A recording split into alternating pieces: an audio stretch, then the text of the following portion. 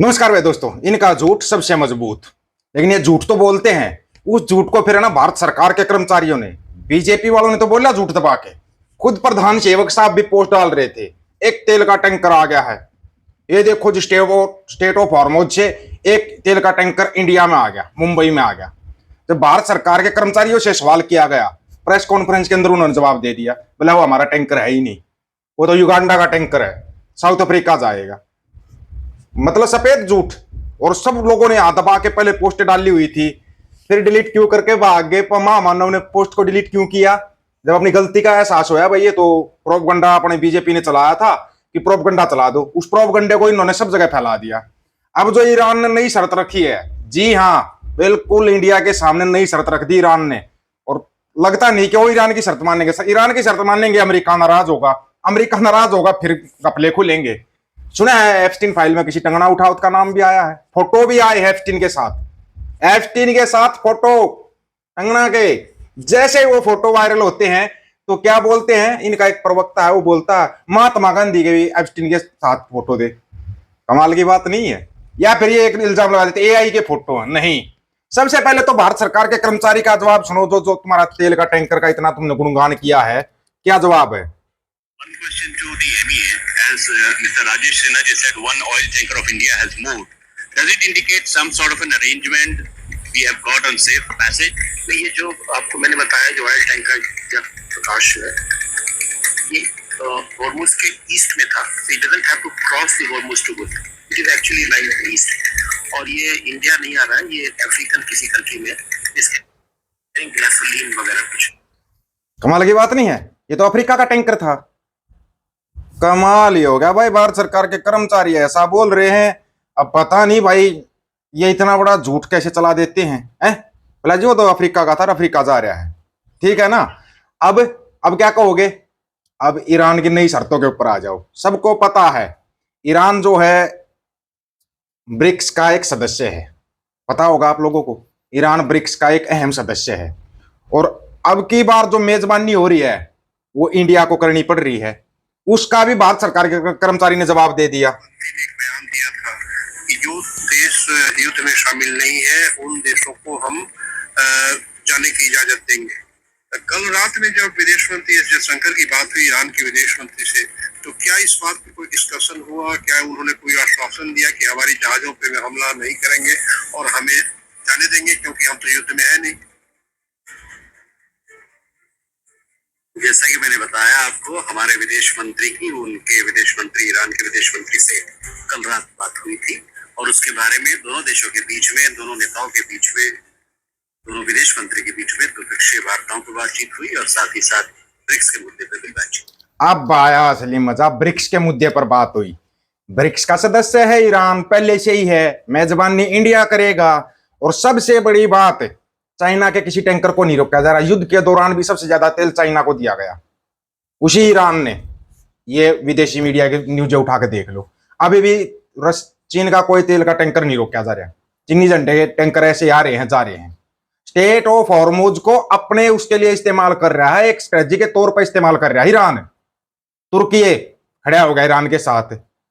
अब सबसे बड़ी बात आती है कि मेलोनी, याद होगा इटली की प्रधानमंत्री है जो जॉर्जिया मेलोनी, उन्होंने भी घोषणा कर दी है कि भाई वो अमेरिका के साथ नहीं है अब। जी हां, जो मेलोनी कल तक अमेरिका कर रही थी, वो भी अमेरिका के साथ नहीं है अब। ये स्ट्रेटजी है ईरान की, जो ईरान खेल रहा है। और हमारे वालों को तो कुछ समझ में ही नहीं आ रहा करें क्या। झूठ झूठ झूठ चला देते हैं।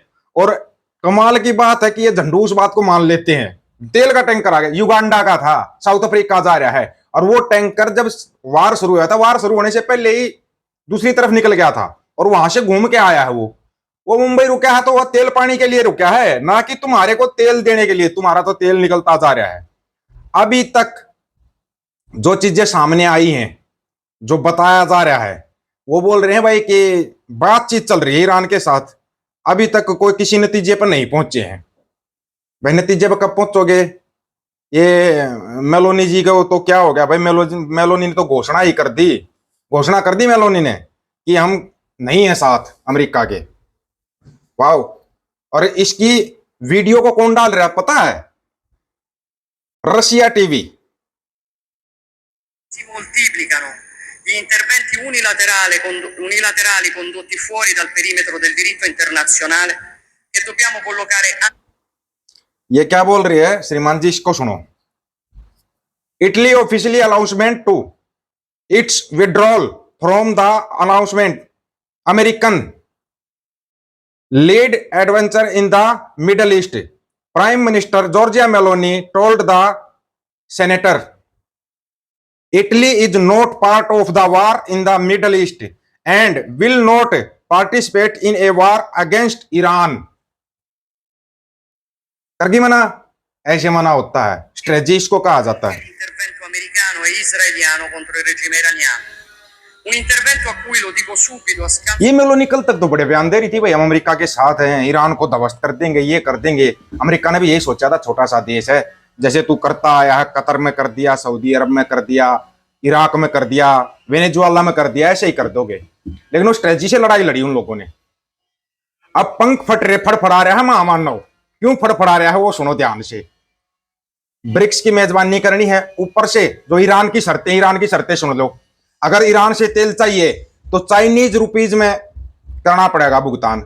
जो पहले भारतीय रुपए में भुगतान होता था वो भी 60% का भुगतान किया जाता था।